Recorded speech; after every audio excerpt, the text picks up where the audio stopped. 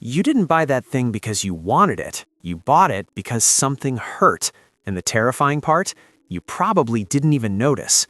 Most people think compulsive spending is a discipline problem, a willpower failure, a character flaw. But what if the real reason you can't stop spending has nothing to do with money at all, and everything to do with what's happening inside your nervous system in the seconds before you swipe that card?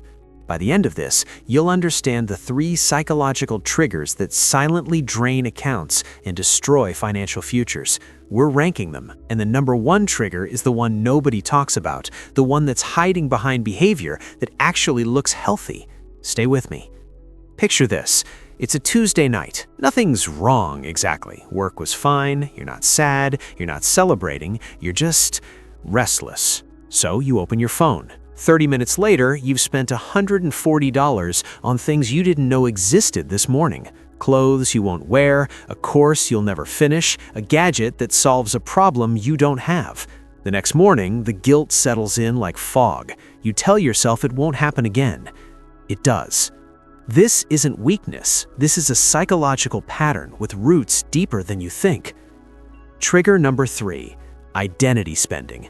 Here's what's actually happening when you buy something aspirational: the fitness gear, the premium notebook, the serious professional laptop bag. You're not buying a product, you're buying a version of yourself you believe you could become. Psychologists call this self-discrepancy theory. The gap between who you are and who you want to be creates genuine psychological tension. Spending temporarily closes that gap. The purchase feels like progress, but it's not. It's a costume, and costumes don't change the actor underneath. The relief lasts maybe a day, then the gap reopens, and the cycle repeats. Trigger number 2, emotional numbing. When emotional pain has no outlet, the brain seeks relief through dopamine. Fast, accessible, controllable dopamine. Shopping delivers it on demand.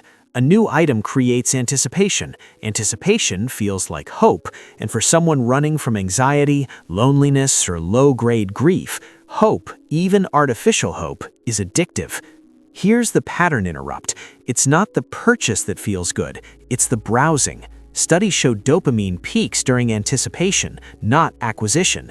You're not buying things, you're buying the feeling of possibility right before reality closes back in. That's why the cart gets filled but abandoned, the loop still fired. And now, the trigger nobody warns you about, the one that masquerades as responsibility. Trigger number 1, reward-based self-punishment. You worked hard, you sacrificed, you said no to things, you deserve this. Sound familiar?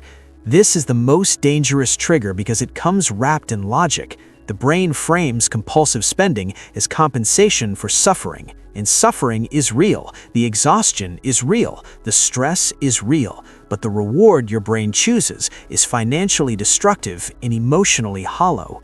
You're not treating yourself, you're medicating yourself with debt. The cruelest part, the harder your life gets, the more justified the spending feels, and the more financially trapped you become. It's a psychological lock that tightens under pressure. So, how do you break it? First, pause before purchasing, not to resist, but to name. Ask, what am I actually feeling right now? Second, create a non-financial reward system. Rest, recognition, real pleasure. Third, audit your aspirational purchases. What identity are you trying to buy? Go become it instead. You were never bad with money, you were just trying to feel okay in a world that rarely tells you how. The difference between people who build wealth and people who spend it away isn't discipline, it's self-awareness, the ability to feel the trigger without pulling it. Your account balance is a reflection of your emotional life. Change what happens inside and watch what changes in the numbers.